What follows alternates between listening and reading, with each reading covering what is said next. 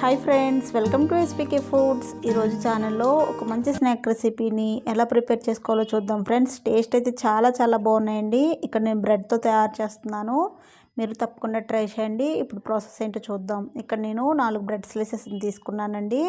వీటిని ఇలా చిన్న పీసెస్గా కట్ చేసి పెట్టుకోవాలి. బ్రెడ్ మొత్తం ఇదే విధంగా చిన్నగా కట్ చేసి పెట్టుకోండి.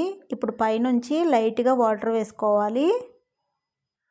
వాటర్ మరీ ఎక్కువ వేసుకోకండి, లైట్గా పైనుంచి వేసుకుంటే సరిపోతుంది. ఇలా ప్రెస్ చేస్తూ ఒక 2 నిమిషాలైనా నాననివ్వండి.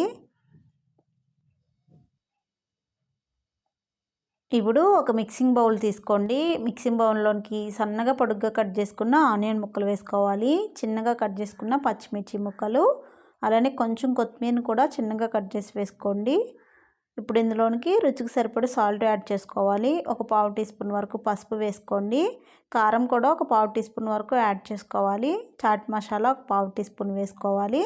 ఒక 2 స్పూన్ల వరకు శనగపిండి యాడ్ చేసుకొని ఒకసారి మిక్స్ చేయండి. వాటర్ అనేది ఏం అవసరం లేదు.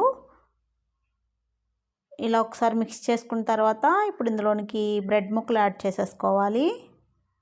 ఆల్రెడీ బ్రెడ్ ముక్కల్లో వాటర్ యాడ్ చేసాం కాబట్టి వాటర్ అనేది అవసరం లేదు. ఒకవేళ పడినట్టయితే లైట్గా యాడ్ చేయండి. ఇప్పుడు వీటన్నిటిని ఒకసారి బాగా కలపాలి. సో ఇప్పుడు వీటన్నిటిని ఇలా కలుపుకున్న తర్వాత ఇక్కడ పిండి కన్సిస్టెన్సీ చూడండి, ఈ విధంగా రావాలి. ఇప్పుడు చేతికి లైట్గా ఆయిల్ పెట్టుకోండి. ఇప్పుడు కొంచెం పిండిని తీసుకొని వీటిని సిలిండర్ షేప్లో తయారు చేసుకోవాలి. పిండి మొత్తాన్ని ఇదే విధంగా తయారు చేసుకోండి. ఇప్పుడు వీటిని ఒక ప్లేట్లోనికి రెడీగా చేసి పెట్టుకోవాలి. డీప్ ఫ్రై కోసం ఆయిల్ పెట్టుకోండి. ఆయిల్ వేడైన తర్వాత వీటిని యాడ్ చేసుకోవాలి.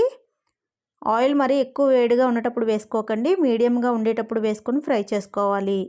మంటను కూడా మీడియం ఫ్లేమ్లో పెట్టుకొని ఫ్రై చేసుకోండి, తొందరగానే ఫ్రై అయిపోతాయి. ఇవి గోల్డెన్ కలర్ వచ్చేంత వరకు ఫ్రై చేయాలి. ఇక్కడ నేను బ్రౌన్ బ్రెడ్ యూస్ చేస్తున్నా కాబట్టి కలర్ అనేవి ఈ విధంగా వచ్చాయండి. నార్మల్ బ్రెడ్ అయితే చాలా బాగా వస్తాయి.